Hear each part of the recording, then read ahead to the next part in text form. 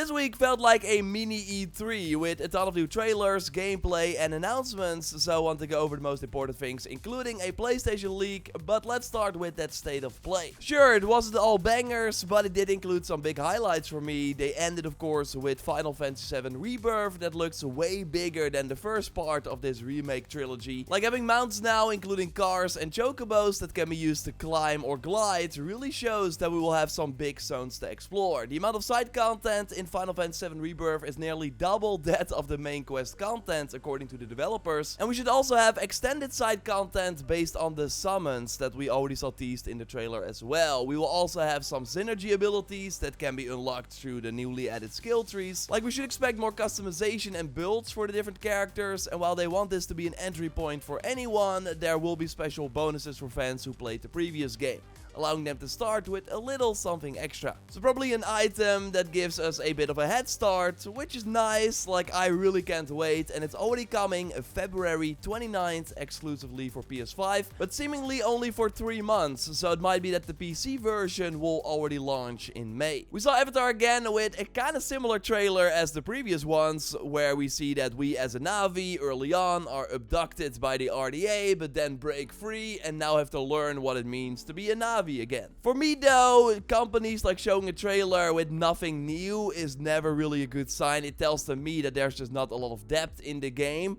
Sure, it was cool to see new shots of the world, flying on the Benji, also fights against the RDA in more jungle-like locations instead of their brown bases were totally welcome. But yeah, the trailer overall was easily forgettable. They're still aiming for that December 7th release, so I totally expect like a hands-on event or big blowout very soon. There's a Foam Stars open beta coming at the end of this month. Yes, this is that Square Enix Splatoon type game that might not look appealing, but had a ton of positive press, with the boss of Video Games Chronicle, who I totally trust, saying that it was his game of the show at Summer Game Fest. Lots of people at Gamescom that really liked it. The game is launching in early 2024, and again, you can try it for free at the end of this month. Resident Evil 4 Remake is getting a $10 Separate Ways DLC on September 21st, with the VR mode that looks intense coming this winter. Helldivers 2 showed a mission in action and will be launching on February 8th, 2024 now instead of this year, which is great.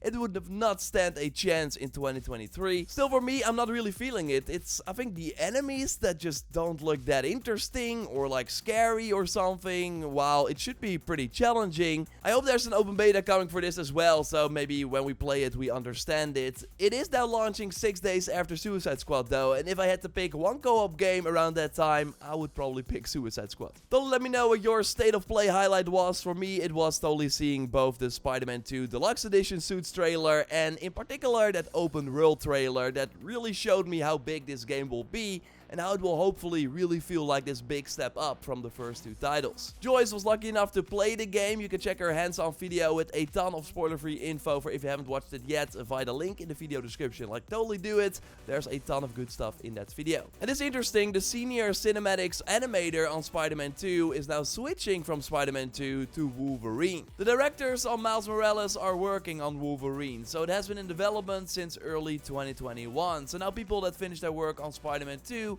will help that team out, as there's probably not a lot of stuff yet to do for the inevitable Spider-Man 3. Having more people join, I think, makes a 2024 date for Wolverine a bit unlikely, so I think 2025 is probably the aim, which is totally fine, but it will mean that we won't see the game for a long time still. Also got a PlayStation leak and some sad news for the Jedi series. Of course, if you like the video so far, then leaving a like would really help me out, and subscribe because I post one of these news roundup videos every Sunday. The game director on Star Wars Jedi Fallen Order and Survivor, who also worked on the older God of War games and was a director of God of War 3, is leaving Respawn to pursue other adventures. And that's interesting because earlier this year in an IGN interview he noted that he always wanted to do a trilogy with Cal and the crew. But yeah, now he won't see that through, likely meaning, I think, that he got like a very big opportunity to work for a different company or just wanted to change things up instead of working on Star Wars for the next 4 years. Like, I don't think it means we won't see the third game anymore. It's probably already in development, with EA noting noting that veteran Respawn leaders will be stepping up to guide the team. But yeah, it's still interesting. Like, I think where Stick ends up will tell probably why he left, and in a few years time we will know what the impact will be on the third Jedi game. Now onto a very credible PlayStation leaker who has been right time and time again. They now revealed what the next PlayStation exclusive will be that will arrive on PC. And yes, it's Horizon Forbidden West, the complete edition. This edition was actually rated in Singapore not that long ago, so that would then be the base game, the Burning Shores DLC, and probably all the deluxe edition items. Like, would actually be a sweet deal if they launched it for $60 and 60 euros, while other recent Sony PS5 titles like Returnal and Ratchet & Clank were also 60 without any extra content. So maybe they will ask more, but I think that would be a bad idea. Now the Deal Labs leak continues, saying that based on our data collected in the past, its release should be imminent, estimated at less than a month from today. So that would be from now till mid-October, which may be faster than expected, and would also be in a really crowded release period. So I hope it's like end of November or January, as I totally want to try the game on PC, but I don't think I have the time in October. But again, D-Labs has been right many times. Although now that I think about it, like Zero Dawn on PS4 to the PC version was like night and day thanks to the 60 FPS, but I don't think the jump from the PS5 version of Forbidden West to PC will likely be that big. So it's of course mostly for people who don't have a PlayStation but did love the original on PC. Of course, let me know if you will be playing Forbidden West on PC. I'm mostly happy that more people can play it, and that we can then look forward to the third single player game, the Zero Dawn remake, and the multiplayer title that will very likely launch on PC and PS5 at the same time. And I told you this before, this multiplayer title is in development for almost 6 years now at Guerrilla Games, so maybe that is why they're launching Forbidden West on PC a bit quicker than normal, because maybe next year they plan to release this online project already. So far, we've seen PS5 exclusives come to PC after 2 years at the earliest. Yes, 2 years doesn't add up for Ghost of Tsushima that launched in 2020. Like, of course, that's still coming to PC at one point, but I think they want to wait until the sequel is closer to launch, as these PC releases are of course also a way to get more people interested in the next game, and if that's not announced yet, then it might be less effective. Now, a few quick news stories, like Assassin's Creed Mirage is going to be playable natively on the iPhone 15 Pro and Pro Max thanks to the fast GPU and CPU, which is kinda crazy, and it looks pretty good too in the short footage they showed. So Mirage will be available early 2024, while Resident Evil Village and Resident Evil 4 Remake and Death Stranding will be coming later this year. And what all these games have in common is that they have a PS4 and Xbox One version, so it's likely that that is the version that will be on iPhone, with Resident Evil Village running at 30 FPS. Interesting is how Capcom is at least going for a free to start model, where you can play the opening for free and then you have to pay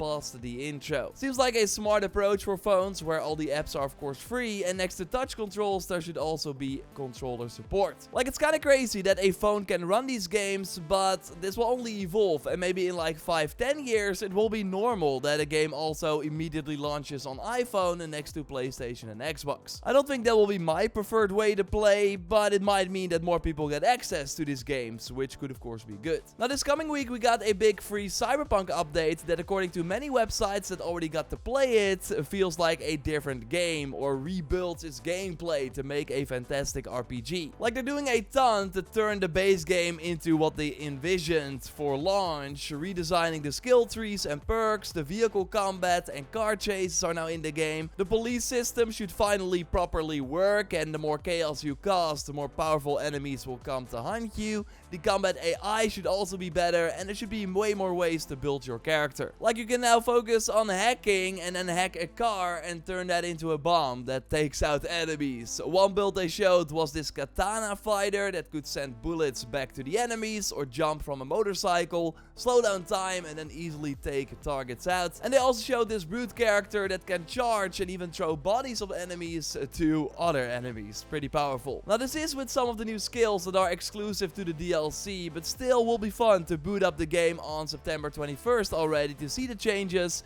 and then of course play the DLC when it launches on September 26th. We will likely cover the Cyberpunk content here, also expect more Starfield videos, Mirage and Spider-Man 2, like we're getting close to these big games, and I want to bring you all the info here on the channel. And at the end of the week, on Sunday, you will see another news roundup video like this, so subscribe to not miss anything. A like would really show your support, so thanks for that, and you can check out that Spider-Man 2 hands-on video by clicking on the screen. I will speak to you soon. Goodbye.